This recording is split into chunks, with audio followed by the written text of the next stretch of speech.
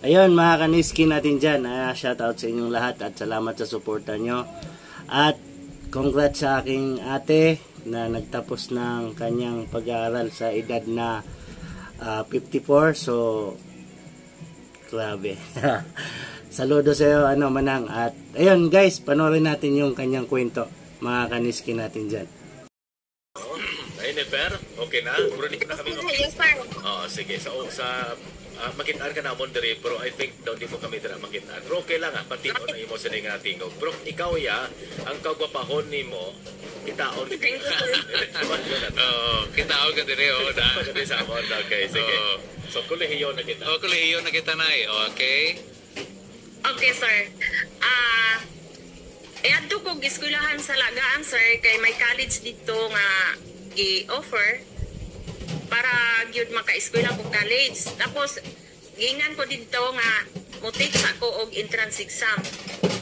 So naka-schedule ko entrance exam November 14, 2019.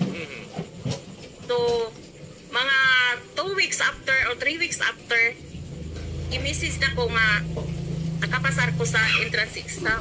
Okay. Then Hindi man budlay sa imo ang mga entrance exam nila na Jennifer? Hindi man sa budlay? Kaluyan sa Ginoo, sir, kanang dili man kay ko nabudlayan siguro po sa tabang sa Ginoo, sir. Yes. Kaya nagpampod ko nga makapasar ko kay niingon ko sa Ginoo nga, Lord, kung musugot ka nga magkapadayon kong eskwela, itugot yun nimo nga makapasar ko. Pero kung dili ka musugot nga mupadayon kong eskwela, dili ko makapasar kay mao na ang sign nga di ka musugot. So wala pa rin ko nalisdan, sir. Pasar dayon, no? Pasar dayon ang entrance exam, ha? Oh, sir. Wow. Dayon mao to nga naka-decide ko makuha BSA. Dayon pag second year na ko, sir, may another appraisal exam. Competency appraisal exam. Dili ka ka-proceed og third year kung di pud ka kapasar sa competency appraisal exam. So again, nangayo ko sa Ginoo nga makapasar ko kay wala ko'y plano, sir, nga muundang. Kay dili mi makapasar ato nga exam, pwede mi mo ship og lain nga course like agribusiness. Pero kaluyan sa Ginoo, sir, pag-abot sa result, sir, lipay kay ko kay top 3 ko sa exam, sir. Grabe. Grabe, top 3. Top 3. Hindi gali basta-basta, no? Ang ining kurso ni mo gali Nanay Jennifer, no? BSA, major in crop science. So may mga may mga evaluation, no? Yes, sir. Ano gani pa nawag sina ka? Oo, kuan ina dagdaganay ina nga kundi ka reach sa sining iban gani sa grado sa grado ga base ga may termination bala. Kundi ka makapasar sining maintain ni nga grado dagdag ka. Do nursing man. Tamo ning ilaw sa second year, before ka mag third year may appraisal examination, no? And then after sila kundi ka nagkapasar, so isa-ilo ka sa iban naman nga kurso. Yes, no? So nga agad piling kini mo ning BSA, Major in Crop Science, na Nanay Jennifer man? Siguro, sir, nakita na ko sa among uma, sir, ba?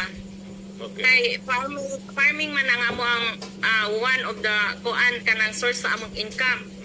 Nakita na mo sa among uma, sir, nga patakaay na lang bitaw mi og tanom. Unya, ikaduha ko, sir, dagan kay mangumprahay diri sa among mga produkto. Tapos mas dako pa sila kita kaysa namo nga kami nga nagtanom. Amo ang mga that's why middleman. Ang mga middleman na Jennifer dako pa income sa inyo. Middleman, sir. Tapos mo na nga naka-decide ko nga mukuha og agriculture kay para mahanay na ko ang amo pagtanom. Tapos mabalaan ako unsa ang demand sa merkado kay pataka na malamig tanom. Malamig kabalo kung demand ba si merkado. Tapos ako na magbaligya kung maabot ang panahon magka-graduate ko, ako na magbaligya sa among mga vegetables, sir. Kay nakita nako mas dako pa ginansya ang mga middleman kaysa namo nga mga farmers, sir. Correct. Sakto gina siya nga analysis imo, no? So si Radyo Man Search once a manugbaligya man mong, no? Naintindihan ginato na mo na nga pag-abot mo sa merkado, Radyo Man Jonathan, no? Nagkulang na lang pangayoon, di ba na ni Per, imo sining produkto. No, kulang na lang pangayoon. Ayo diri, ayo dito, no? Asa sa ulo na mambal na ay nga kung nakapoy sa pananom sa amo si mo to daw kulang pa wala na, no? So sakto na siya nga mga analis. Amo gali nang atag inspirasyon sa imo na ni Per nga magkuha gid sang kurso nga BSA Major in Crop Science gid, no? Okay. Karon na nga humana ka sa imong course, may plano ikaw nga magtrabaho sa SRA? Gobyerno, oo, or mag-entrepreneur na lang ikaw diha sa inyong kampo. Yes, sir.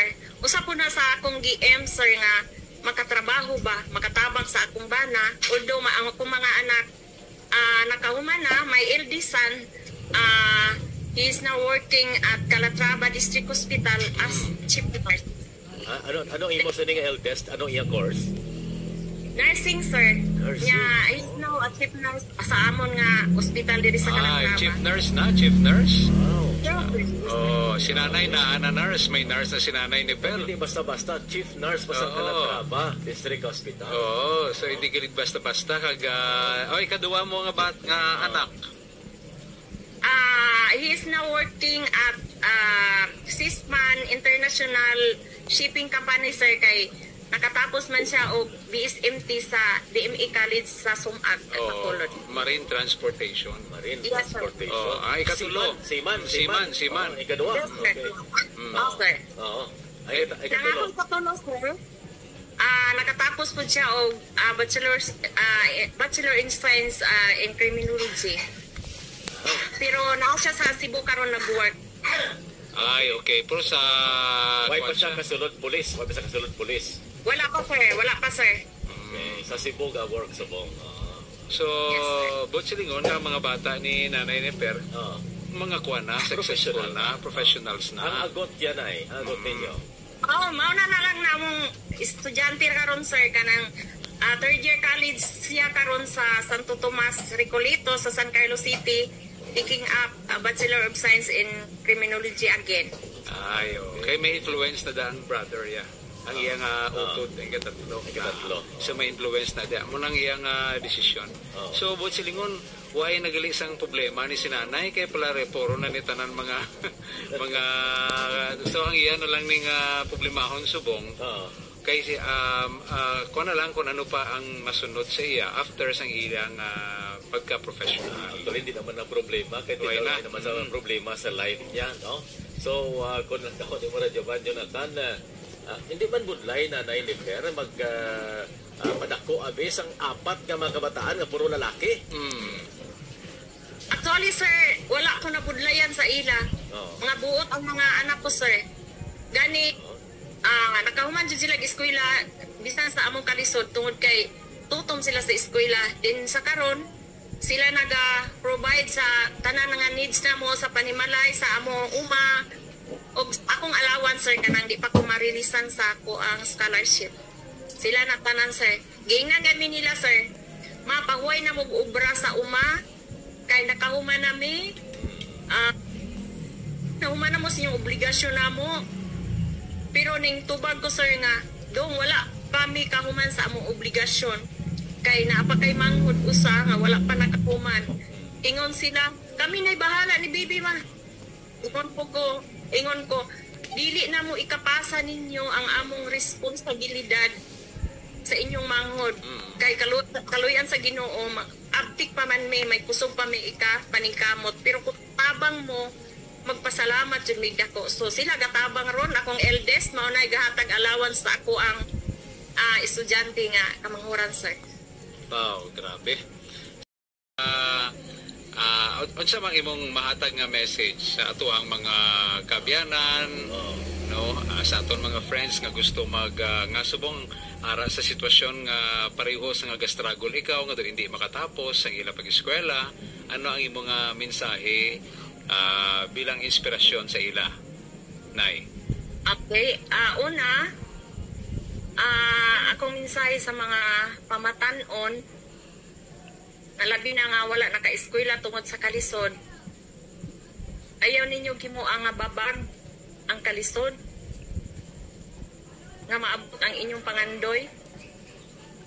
Paningkamot mo nga maka-eskwela kay